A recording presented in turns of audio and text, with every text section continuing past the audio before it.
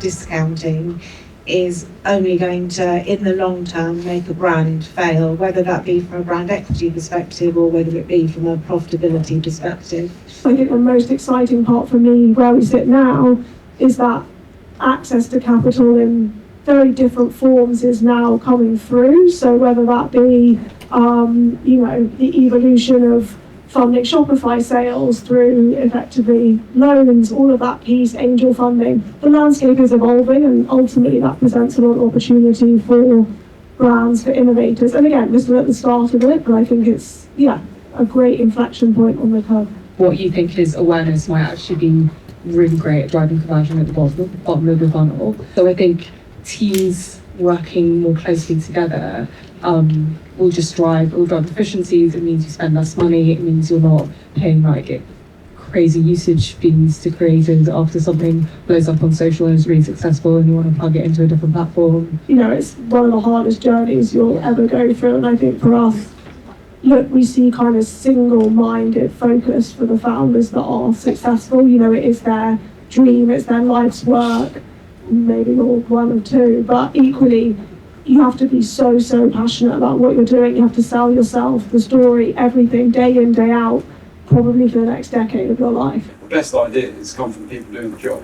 And actually, if you take the time and go and listen to these people and invest in the relationships that you already have, you might be sitting on a load of growth that you just don't know is there before you start exploring the next big shiny thing, which, as you say, can be boom or bust, right? It could be brilliant, but it could also be a massive dent in your profitability. We're always saying, what are we funding from an inflection perspective? Why do you need capital into this business? Where's it going to take you to the next level? Whether that might be retail, it might be D2C, it might be viral growth, it might be new markets, but from our side, that is the sole reason why you should be raising capital. Ultimately, raise as least as you can, right? It's better for you, it's better for everyone, and there's a balance of the two always, but it's about thinking about where it's going to take you to. For you to build culture within your business, it needs to start with the people at the top.